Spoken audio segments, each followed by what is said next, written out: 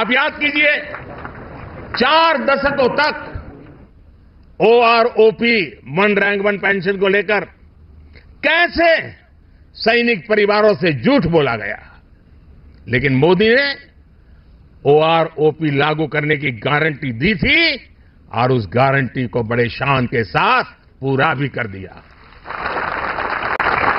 इसका फायदा मैं आज जब राजस्थान में आया हूं तो मैं बताता हूं, राजस्थान के भी 2.25 लाख पूर्व सैनिकों को मिला है। उन्हें ओआरओपी के तहत 5,000 करोड़ रुपए से ज्यादा मिल चुके हैं। साथियों, सेना की ताकत भी तभी बढ़ती है जब देश की आर्थिक ताकत बढ़ती है। आज हमने जो दृश्य देखा, अपनी तीनों सेनाओं का जो पराक्रम देखा, वो अद्भुत है। आसमान में ये गर्जना, जमीन पर ये जांबाजी, चारों दिशाओं में गूंजता है विजय घोष, ये नए भारत का आह्वान है।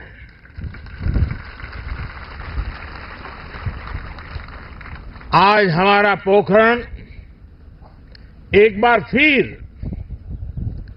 भारत की आत्मनिर्भरता, भारत का आत्मविश्वास और भारत का आत्मगौरव, इस त्रिवेणी का साक्षी बना है। यही पोखरण है जो भारत की परमाणु शक्ति का साक्षी रहा है, और यहीं पर हम आज स्वदेशीकरण से सशक्तिकरण, उसका दम भी देख रहे हैं। भारत, आज पूरा देश भारत शक्ति का ये उत्सव शौर्य की भूमि राजस्थान में हो रहा है, लेकिन इसकी गूंज सिर्फ भारत में ही नहीं, पूरी दुनिया में सुनाई दे रही है। साथियों, कल ही भारत ने MIRV आधुनिक टेक्नोलॉजी से लैस लंबी दूरी की क्षमता वाली अग्नि 5 मिसाइल का परीक्षण किया है। दुनिया के बहुत ही कम देशों के पास इस तरह की आधुनिक टेक्नोलॉजी है, इस तरह की आधुनिक क्षमता है। ये डिफेंस सेक्टर में आत्मनिर्भर भारत की एक और बड़ी उड़ान है। साथियों, विकसित भारत की कल्पना आत्मनिर्भर भारत के बिना संभव ही नहीं है। भारत को विकसित होना है तो हमें दूसरों पर अपनी निर्भरता को कम करना ही होगा, और इसलिए आज भारत खाने के तेल से लेकर आधुनिक लड़ाकू विमान तक हर क्षेत्र में आत्मनिर्भरता पर बल दे रहा है। आज का ये आयोजन इसी संकल्प का हिस्सा है। आज मेक इन इंडिया की सफलता हमारे सामने है। हमारी तोपों, टैंकों, लड़ाकू जहाजों, हेलीकॉप्टर, मिसाइल सिस्टम, ये जो गर्जना आप देख रहे हैं, यही तो भारत शक्ति है। हथियार और गोला बारूद, संचार उपकरण, साइबर और स्पेस तक हम मेड इन इंडिया की उड़ान अनुभव कर रहे हैं, यही तो भारत शक्ति है। हमारे पायलट्स आज भारत में बने तेजस लड़ाकू विमान, advance light helicopter, light combat helicopter उड़ा रहे हैं। यही तो भारत शक्ति है। हमारे सेलर्स पूरी तरह से भारत में बनी पनडुब्बियां, डिस्ट्रॉयर्स और एयरक्राफ्ट कैरियर में लहरों के पार जा रहे हैं। यही तो भारत शक्ति है। हमारी थल सेना के जवान भारत में बने आधुनिक अर्जुन टैंक्स और तोपों से देश की सीमाओं की सुरक्षा कर रहे हैं। यही तो भारत की शक्ति है।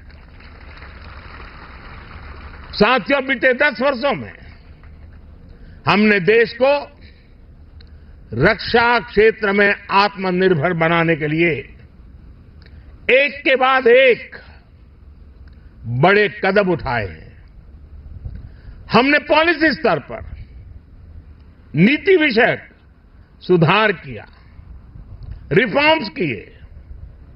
हमने प्राइवेट सेक्टर को इससे जोड़ा। हमने एमएसएमई स्टार्टअप्स को प्रोत्साहित किया। आज देश में उत्तर प्रदेश और तमिलनाडु में डिफेंस कॉरिडोर्स बन रहे हैं। इनमें अब तक 7,000 करोड़ रुपए से ज्यादा का निवेश हुआ है। आज हेलीकॉप्टर बनाने वाली एशिया की सबसे बड़ी फैक्ट्री भारत में काम करना शुरू कर चुकी है। और आज मैं अपनी तीनों सेनाओं को भी बधाई दूंगा। हमारी तीनों सेनाओं ने सैकड़ों हथियारों की लिस्ट बनाकर तय किया कि अब वो इन्हें बाहर से नहीं मंगाएगी। हमारी सेनाओं ने इन हथियारों के भारतीय इकोसिस्टम को सपोर्ट किया। मुझे खुशी है कि हमारी सेनाओं के लिए सैकड़ों सैन्य उपकरण अब भारत की कंपनियों से ही खरीदे जा रहे हैं। 10 वर्ष में लगभग 6 लाख करोड़ रुपए के रक्षा उपकरण स्वदेशी कंपनियों से खरीदे गए हैं। इन 10 वर्षों में देश का रक्षा उत्पादन 2 गुना से भी ज्यादा यानी 1 लाख करोड़ रुपए से अधिक हो चुका है। और इसमें हमारे नौजवान भी अहम भूमिका निभा रहे हैं। पिछले 10 वर्षों में 150 से ज्यादा नए डिफेंस स्टार्टअप शुरू हुए हैं। इनको हमारी सेनाओं ने 1800 करोड़ रुपए का ऑर्डर देने का निर्णय लिया है। साथियों, रक्षा जरूरतों में आत्मनिर्भर होता भारत सेनाओं में आत्मविश्वास की भी गारंटी है।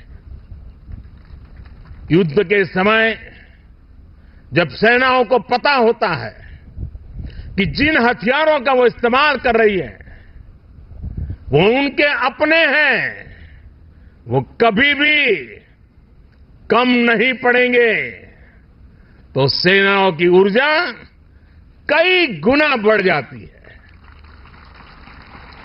बीते 10 वर्षों में भारत ने अपना लड़ाकू हवाई जहाज बनाया है। भारत ने अपना एयरक्राफ्ट कैरियर बनाया है। C-295 ट्रांसपोर्ट एयरक्राफ्ट भारत में बनाए जा रहे हैं। आधुनिक इंजन का निर्माण भी भारत में होने वाला है। और आप जानते हैं, कुछ दिन पहले ही कैबिनेट ने एक और बड़ा फैसला लिया है। अब 5th जनरेशन लड़ाकू विमान भी हम भारत में ही डिजाइन, डेवलप और मैन्युफैक्चर करने वाले हैं। आप कल्पना कर सकते हैं कि भविष्य में भारत की सेना और भारत का डिफेंस सेक्टर कितना बड़ा होने वाला है। इसमें युवाओं के लिए रोजगार और स्वरोजगार के कितने अवसर बनने वाले हैं। कभी भारत दुनिया का सबसे बड़ा डिफेंस इंपोर्टर हुआ करता था। आज भारत डिफेंस सेक्टर में भी एक बड़ा निर्यातक बनता जा रहा है।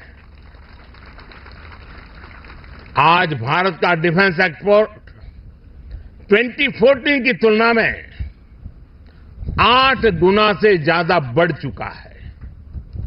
साथियों, आजादी के बाद से एक दुर्भाग्य ये रहा कि जिन्होंने दशकों पर देश पर शासन किया, वो देश की सुरक्षा को लेकर गंभीर नहीं रहे। हालत ये थी कि आजादी के बाद देश का पहला बड़ा घोटाला सेना में खरीद के दौरान ही हुआ। उन्होंने जानबूझकर भारत को रक्षा जरूरतों के लिए विदेशों पर निर्भर रखा। आप जरा 2014 से पहले की स्थिति याद कीजिए। तब क्या चर्चा होती थी? तब रक्षा सौदों में घोटालों की चर्चा होती थी। दशकों तक लटके रहे रक्षा सौदों की चर्चा होती थी।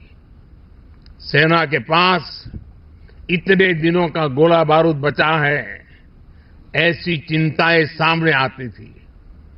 उन्होंने हमारी ऑर्डिनेंस फैक्ट्रियों को बर्बाद कर दिया था। हमने इन्हीं ऑर्डिनेंस फैक्ट्रियों को जीवनदान दिया, उन्हें 7 बड़ी कंपनियों में बदला। उन्होंने एचएएल को बर्बादी के कगार पर पहुंचा दिया था। हमने एचएएल को रिकॉर्ड प्रॉफिट लाने वाली कंपनी में बदल दिया। उन्होंने करगिल युद्ध के बाद भी सीडीएस जैसे पद के गठन की इच्छा शक्ति नहीं दिखाई। हमने इसको जमीन पर उतारा। वो दशकों तक हमारे वीर बलिदानी सैनिकों के लिए एक राष्ट्रीय स्मारक तक नहीं बना पाए।